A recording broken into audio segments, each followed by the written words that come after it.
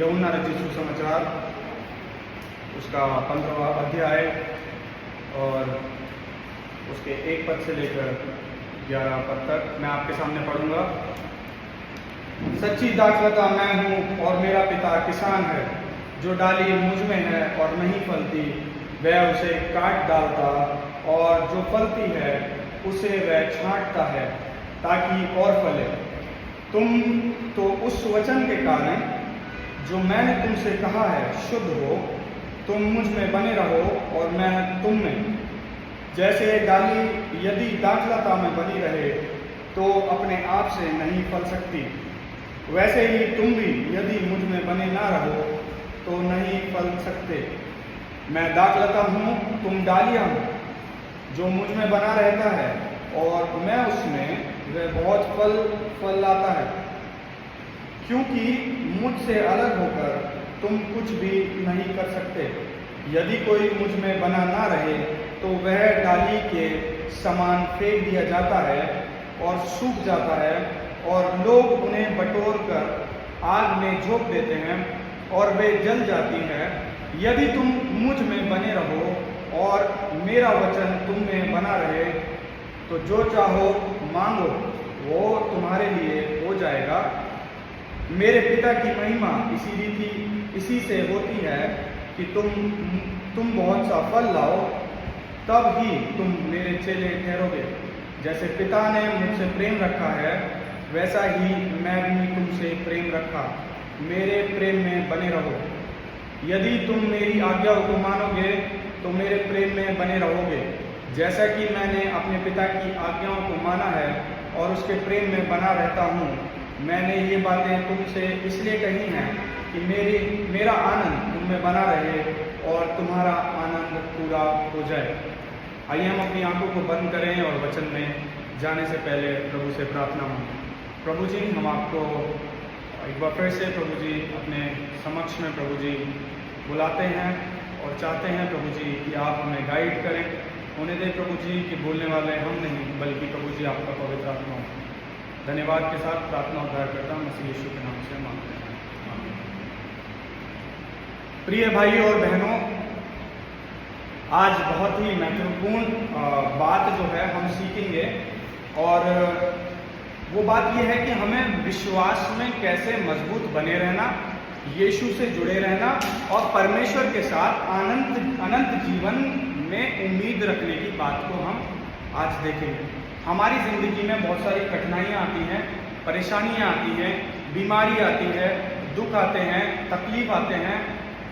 कुछ कभी कभी ऐसी बातें हो जाती हैं जिनको हमारे लिए झेलना या उसको पूरी तरीके से हमें मजबूती नहीं मिल पाती, हम कमज़ोर पड़ जाते हैं। लेकिन आज जब हम इस वचन को पढ़ेंगे तो हम देखेंगे कि परमेश्वर हमें कैसे भरोसा दिलाते हैं। हम ये बात समझेंगे या देखेंगे कि यीशु मसीह जो हैं उसके साथ अगर हम डटे रहेंगे, अगर हम उस पर विश्वास रखेंगे तो हमें कैसे विश्वास में मजबूती मिलेगी, और अगर हमारा विश्वास मजबूत होगा तो उसका भविष्य क्या है, जो हमारा भविष्य है वो कैसे सुरक्षित होगा। आज हमने 3 पद पढ़े हैं, प्रेरितों के काम से, प्रकाशित वाक्य से और यूहन्ना रचित सुसमाचार में से।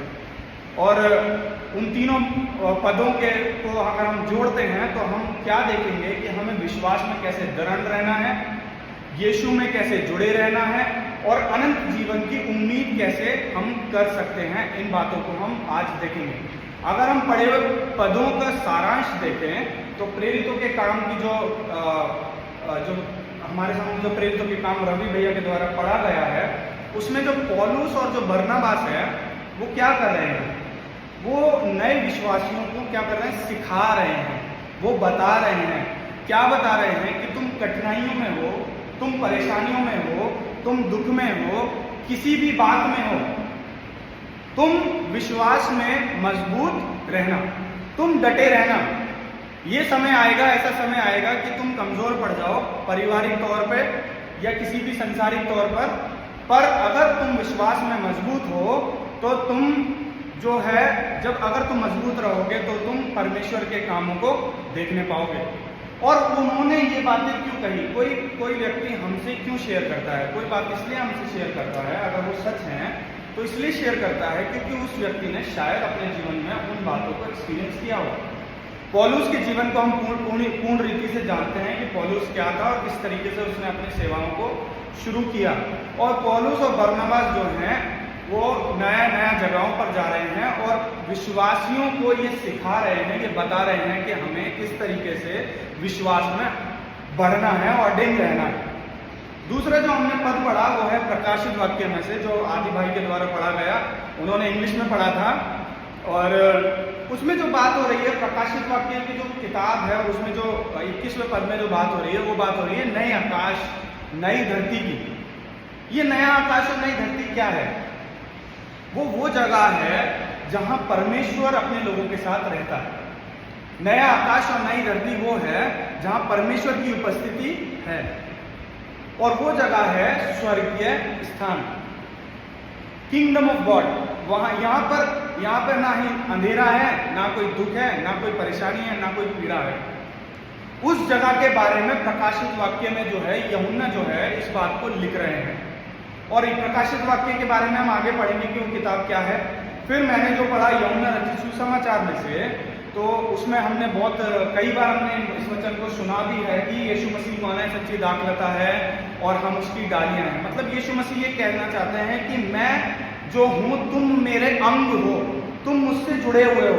यदि तुम मुझसे जुड़े रहोगे तो तुम फल लाओगे, तुम मजबूत रहोगे, तुम विश्वास में आगे रहोगे। अगर तुम मुझसे अलग हो गए तो तुम किसी भी कार्य में नहीं रहोगे। तुम एक डाली के समान होगे जो टूटी हुई है और सूखने के बाद वो काहे में फेंक दी जाती है? आग में फेंक दी जाती है। चूल्हा जलाते ना, हम रोटी वोटी सेकते हैं तो वो कौन सी डाली है? वो डाली है जो सूख जाती है, जिसका कोई काम नहीं है, वो नरक में फेंक दी जाएगी। उसका एक तरीके से अगर हम पहलू देखेंगे तो ये है कि अगर हमारा जीवन परमेश्वर के साथ जुड़ा हुआ नहीं है, अगर हमारा जीवन यीशु मसीह के साथ जुड़ा हुआ नहीं है, तो हम उस डाली के समान है कि जो आग में फेंक दी जाएगी। इन 3 पदों में हम इस बात को देखेंगे कि हमें विश्वास में कैसे मजबूत बने रहना है, पहली बात। दूसरी बात हम ये देखेंगे कि हमें यीशु मसीह से कैसे जुड़े रहना है, और तीसरी बात हम ये देखेंगे कि हमें अनंत जीवन की उम्मीद कैसे रखनी चाहिए। अगर हम संदर्भ में इनके अध्ययन करेंगे, संदर्भ में इन तीनों किताबों के बारे में अगर हम अध्ययन करेंगे, तो जो प्रेरितों के काम की जो पुस्तक है वो हमें जो बताती है प्रेरितों के काम। प्रेरित का मतलब क्या है? प्रेरित वो लोग हैं जो यीशु मसीह के चेले थे, है ना। और यीशु मसीह के स्वर्गारोहण होने के बाद उनके जो काम है, साधारण तरीके से किताब का मतलब समझ सकते हैं, प्रेरितों के काम, उनके वो कार्य जो उन्होंने करे। उन्होंने कब करे? जब यीशु मसीह संसार से स्वर्गारोहण जब उनका हो गया और जब वो चले गए, तब यीशु मसीह के चेलों ने जो कार्य करे वो प्रेरितों के काम थे, जो कि इन पुस्तकों में लिखे गए। वो क्या काम थे? वो शुरुआत के जो चर्च थे। चर्च क्या है? Church is a body of Christ. मसीह में जो लोग हैं उनके साथ जुड़ के उन्होंने शुरुआती जो चर्च की जो स्थापनाएं करी और किस तरीके से उनमें वो लोगों में उनके साथ जो बढ़े, वो वाली बातों को हम प्रेरितों के काम में सीखते हैं। और प्रेरितों के काम की जो किताब है वो बहुत ही ज़्यादा महत्वपूर्ण है मेरे और आपके लिए, ताकि हम ये सीख सकें कि नया मसीही जीवन क्या है और हम नए मसीह जीवन में किन कठिनाइयों को देखते हैं और किस तरीके से हम अपने जीवन में आगे बढ़ सकते हैं। प्रकाशित वाक्य की जो पुस्तक है वो बाइबल की आखिरी किताब है, और प्रकाशित वाक्य का मतलब ये है the book of the future. Prophetic book है वो, जो हमें भविष्य के बारे में बात करती है। और ये भविष्य की किताब है जो बताती है कि एक दिन परमेश्वर जो है हमारे साथ रहने वाले हैं। मेरे आपके लिए कितनी खूबसूरत बात ये होगी कि हमें ये पता चल जाए कि परमेश्वर हमारे साथ रहने वाले हैं। कौन खुश नहीं होगा, है ना। हर एक कोई खुश होना चाहेगा, लेकिन हम संसार में जब रहते हैं तो हम परमेश्वर को थोड़ा सा भूल जाते हैं और अपने पारिवारिक जीवनों में, अपनी उलझनों में उलझ जाते हैं, और हम ये भूल जाते हैं कि परमेश्वर भी कोई है। अरे कितना अच्छा होगा कि परमेश्वर मेरे और आपके साथ रहे, मेरे साथ खाए, मेरे साथ पिए, मेरे साथ उठे, मेरे साथ बैठे। वहां पर ना दुख होगा, ना कोई परेशानी होगी, ना कोई तकलीफ होगी। वो इसलिए नहीं होगी क्योंकि जो दुख तकलीफ जो दूर करने वाला वो तो मेरे साथ में ही है।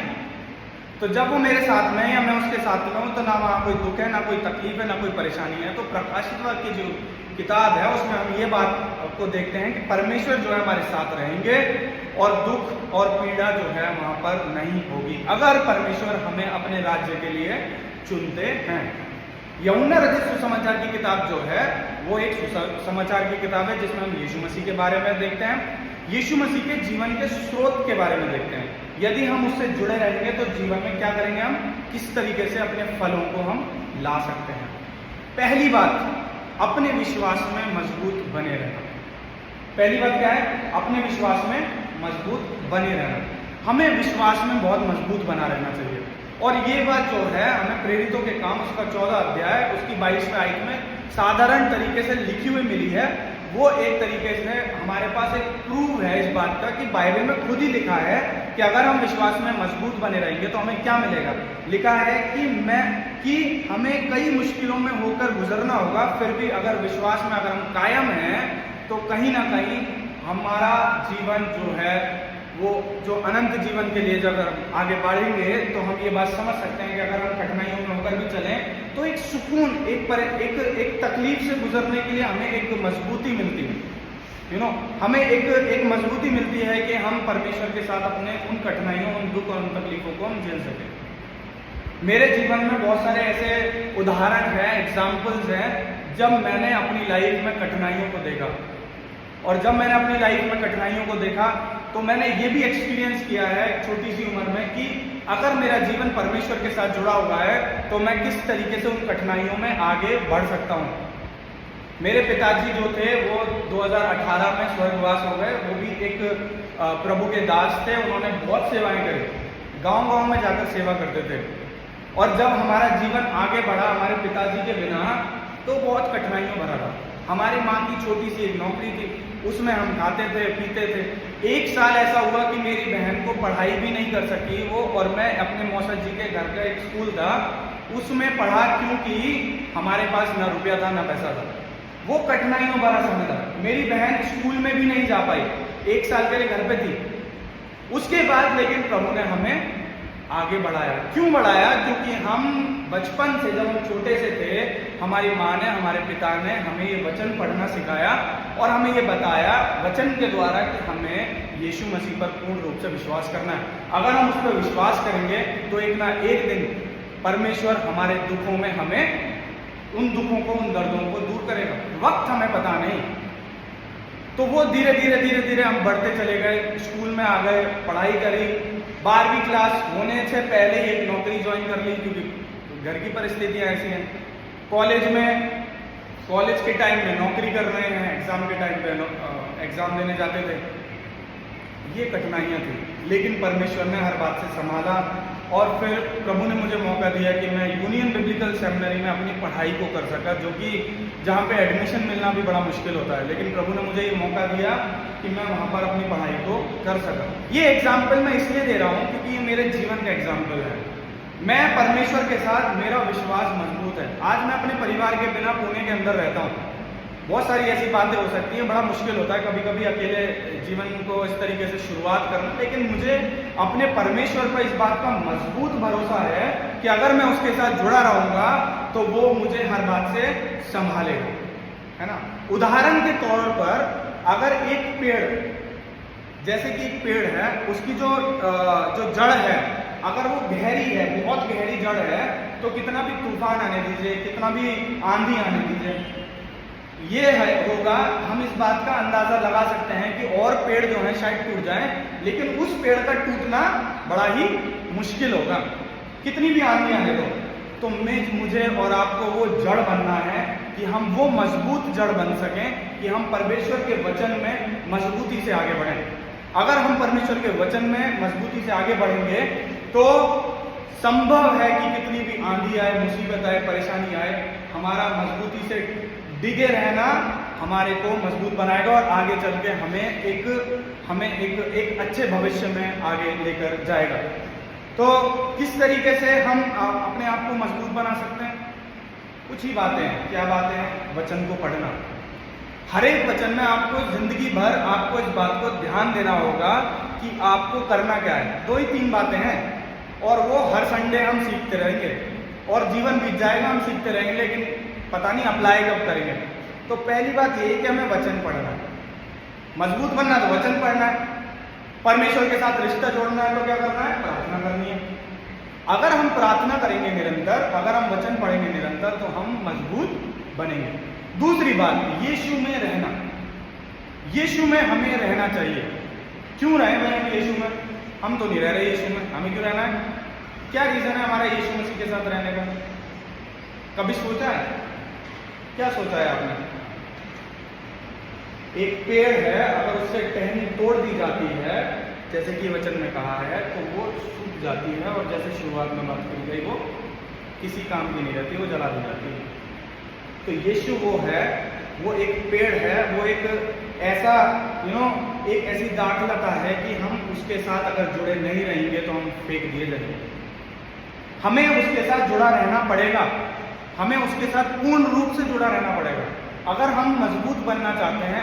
क्यों मजबूत अब पहली बात जो कही मजबूती की थी, मजबूत बन जाओ साहब, क्या दंड हमें क्या एक्सरसाइज करनी है जो मजबूत बन जाए? अरे मजबूत बनना है यीशु मसीह पे विश्वास करके, वचन पढ़ना है यीशु मसीह में रहने के लिए, प्रार्थना करनी है यीशु मसीह में रहने के लिए, क्योंकि यीशु मसीह वो है जो हमें उस मजबूती में, हमें उस कमजोरी में, उस दुख में, उस तकलीफ में मजबूती प्रदान करता है। मैं और आप नहीं कर सकते, रुपया नहीं कर सकता, पैसा नहीं कर सकता। अंबानी के पास भी जाएंगे तो आप सुकून की नींद नहीं सोता होगा। वो एक कहानी है छोटी सी कि एक व्यक्ति था, उसके पास बहुत सारा रुपया था, धन था, दौलत था, और जब वो रात को जब सोता था तो उसे नींद नहीं आती थी, क्योंकि चारों तरफ उसके पैसा ही पैसा था। अब कहीं चोर सेंध ना लगा ले और उसके पैसों को न चुरा ले। तो एक गरीब को उसने देखा, एक गरीब था, सुबह से लेकर शाम तक मेहनत कर रहा है, बड़ी मजदूरी कर रहा है, लेकिन शाम को जब घर आता है रोटी खाता है, बड़ी सुकून की जिंदगी वो जीता है और मतलब अच्छी नींद लेता है। अमीर ने सोचा कि यार ये मेरे पास सब कुछ होने के बावजूद मैं नहीं सो पा रहा, लेकिन इसके पास कुछ नहीं है, पर ये रात को बड़ी अच्छी नींद सोता है। तो उसने क्या किया, अपना धन दौलत लेके उस गरीब को दे दिया, सब कुछ दे दिया। अब क्या होता है, वाइस वर्सा, जैसे ही उस गरीब को पैसा मिल जाता है तो उसकी नींद खराब हो जाती है ना, उस गरीब की नींद खराब हो जाती है, और वो जो अमीर था जिसने सब कुछ दे दिया वो बड़ी सुकून की नींद सोता है। एग्जाम्पल इसलिए है कि पैसा जो है मेरे को और आपको मजबूत नहीं बना सकता, पैसा जो है मुझे और आपको मजबूत नहीं बना सकता। मजबूत हमें यीशु मसीह बना सकता है, और हमें यीशु मसीह में मजबूत रहना चाहिए। और सबूत के तौर पर हम देखेंगे तो यूहन्ना रचित सुसमाचार उसका 5वां अध्याय में यीशु मसीह हमसे कहते हैं साफ सुथरे तरीके से कि मैं दाखलता हूं, तुम डालियां हो, जो मुझ में बना रहता है और मैं उसमें, वह बहुत फल लाता है, क्योंकि मुझसे अलग होकर तुम कुछ भी नहीं कर सकते। अगर हम उससे अलग हो गए तो हम कुछ भी नहीं कर सकते, और अगर हम कुछ कर नहीं सकते तो हमारे जीवन का अस्तित्व क्या है? और अगर हम उसमें बने रह जाएंगे तो उसमें हमें प्रॉब्लम क्या है? तो भला है कि हम उसके साथ बने रहें। बने रहने के लिए हमें प्रार्थना करनी है, बाइबल पढ़नी है। जैसे पहली बात, मजबूत बनने के लिए प्रार्थना करनी है और बाइबल पढ़नी है, तो यीशु मसीह में बने रहने के लिए भी हमें क्या करना है? प्रार्थना करनी है, बाइबल पढ़नी है। साथ ही साथ अगर हमें मौका मिले तो हम अपने लोगों के साथ कुछ नई जगहों पर जाते हैं। जब हमें मौका मिले तो हम अपने वचन को, परमेश्वर के वचन को हम बांट सकते हैं, उसके प्रेम को हम बता सकते हैं कि वो हमारे लिए क्या है, वो हमें कैसे सुकून देता है, वो हमारी परेशानियों में हमें कैसे मजबूती देता है ना। तीसरी बात हम देखेंगे जो कि अंतिम बात है, परमेश्वर के साथ अनंत जीवन की आशा रखना। अच्छा, परेशानी थी, दुख था, तकलीफ था, कमजोर थे, मजबूत बन गए साहब। क्यों बन गए? क्योंकि हमने यीशु मसीह के साथ हैं। पर अब हम मजबूत तो बन गए हैं, यीशु मसीह के साथ हैं, लेकिन अंत का कारण क्या है? कारण क्या है कि हम मजबूत बने रहे? कारण क्या है कि हम यीशु मसीह में रहे? कारण ये है कि हम उस अनंत जीवन की आशा रखें जो हमारे परमेश्वर ने वचन में हमारे लिए दिए। और अनंत जीवन में ही हमें मीनिंग मिल जाता है कि अनंत का मतलब है जिसका कोई अंत ना हो। अब जिस चीज का कोई अंत नहीं है, और वो जिस चीज का कोई अंत नहीं है, वो क्या चीज है? वो जीवन है। और वो जीवन जो है वो अनंत है। और वो अनंत जीवन कैसे मिल रहा है? यीशु मसीह में रह के, यीशु मसीह पर विश्वास करके, परमेश्वर के साथ अपने जीवन को जी के हम उस अनंत जीवन की खोज के लिए अपने आप को तैयार कर सकते हैं। तो हमें मजबूत बनना है अनंत जीवन के लिए। हमें यीशु में रहना है अनंत जीवन के लिए। अगर हम अपना जीवन परमेश्वर के साथ बिताएंगे तो हमें अनंत जीवन की बात सुनने को मिलती है, और अनंत जीवन के लिए हमें इस बात को हमें देखने को मिलता है। अब अनंत जीवन में हम करेंगे क्या? जैसे कि पहले कहा गया कि परमेश्वर अगर मेरे और आपके साथ रहे तो इसमें क्या तकलीफ और क्या परेशानी है। वो व्यक्ति जो मेरे लिए सब कुछ करने को तैयार है, एक पत्नी के लिए उसके पति का साथ रहना बड़ा इंपॉर्टेंट होता है, क्योंकि पति जो है पूर्ण रूप से पत्नी का पूरा ध्यान रखता है, बच्चों का ध्यान रखता है। तो पत्नी के लिए और बच्चों के लिए बड़ा ही मुश्किल हो जाता है कि अपने पति से वो अलग रहें। जहां पत्नी काम कर रही है वहां पे पति के लिए बड़ा मुश्किल हो जाता है। कार्य की बात है, कौन किसका क्या ध्यान रख रहा है। अब ये तो संसारिक पारिवारिक हमारे जीवन है। वो व्यक्ति, वो एक चेहरा जिसे हम परमेश्वर कहते हैं, वो हम सबसे श्रेष्ठ है। बाइबल कहती है कि मैं तेरी माँ से भी ज्यादा अधिक तुझे प्रेम करता हूँ। वो सबसे श्रेष्ठ है। वो ये कह रहा है कि तुम मुझ में बने रहोगे तो तुम्हें अनंत जीवन मिलेगा।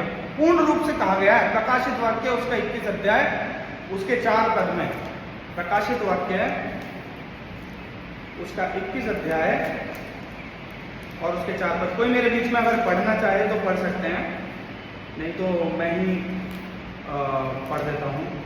He will wipe away every tear from their eyes, and the death shall be no more. Neither shall there be mourning, nor crying, nor pain anymore. For the former things have passed away. जी, बहुत बहुत शुक्रिया। वह उनकी आंखों से सब आंसू पोंछ डालेगा। कौन? प्रभु यीशु मसीह। अनंत जीवन की बात है ये। अगर परमेश्वर हम अनंत जीवन की अगर बात करते हैं तो वो क्या कर रहा है? वो बता रहा है हमें कि वो हमारे जो भी आंसू हैं उन आंसुओं को क्या करेगा? पोंछ डालेगा। पोंछने के बाद क्या करेगा? वह उनकी आंखों से सब आंसू पोंछेगा और उसके बाद मृत्यु ना रहेगी। उस अनंत जीवन में मौत ही नहीं है, मृत्यु ही नहीं है। हमें मृत्यु का जो डर लगा रहता है, अनंत जीवन में मृत्यु है ही नहीं। अनंत जीवन है वो परमेश्वर के साथ। और क्या बात हो रही है? ना हो कोई शोक होगा। शोक क्या होता है? हमारे अपने जब इस दुनिया से रहलत करके जाते हैं तो हमें शोक होता है, हमें परेशानी होती है, हमें तकलीफ होती है। वहां तो जब मृत्यु नहीं है तो वहां शोक कैसा? जब वहां मृत्यु नहीं है तो वहां शोक कैसा? तो वहां पर ना ही शोक होगा, वो हमारे आंसुओं को पोंछेगा, ना ही मृत्यु होगी, ना ही विलाप होगा, ना ही कोई पीड़ा होगी, ना ही कोई दर्द होगा, ना ही कोई तकलीफ होगी।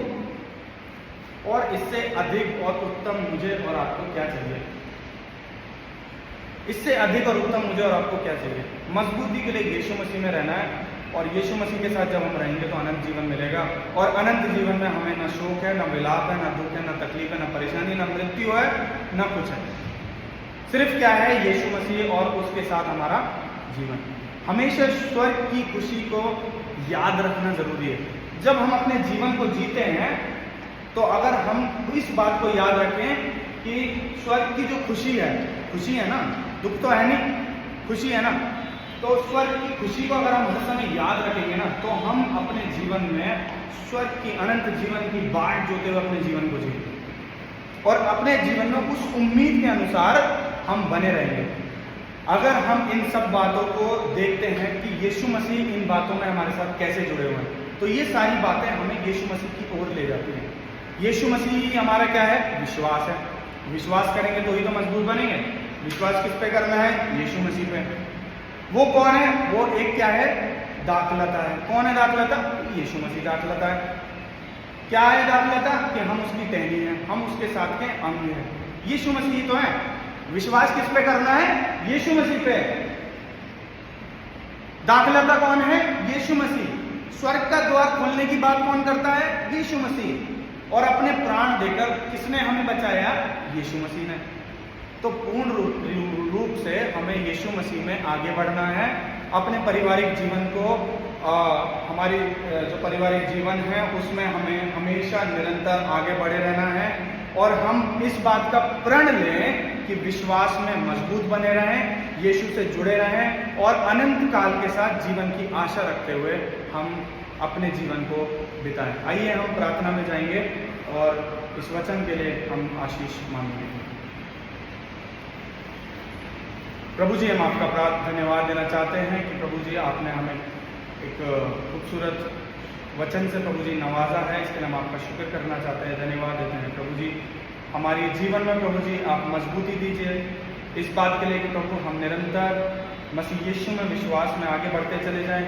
उसके बाद प्रभु जी हमें ऐसा मजबूत बनाए कि हमारा जीवन यीशु मसीह के साथ गुजरे और उस अनंत काल के जीवन के बारे में प्रभु जी हम आगे निरंतर बढ़ते चले जाए, जो कि प्रभु जी आपने मेरे और आपके लिए ठहराया। इस कलीसिया को निरंतर आप संभालें प्रभु जी, आने वाले समय में प्रभु आप सुरक्षित रखें और ये वचन के द्वारा प्रभु जी इस हफ्ते प्रभु जी हम मजबूती के साथ विश्वास में आगे बढ़ते चले जाएं। सारी बातों में आपको आदर महिमा मिले और ये प्रार्थना उद्धारकर्ता मसीह यीशु के नाम से मांगते हैं।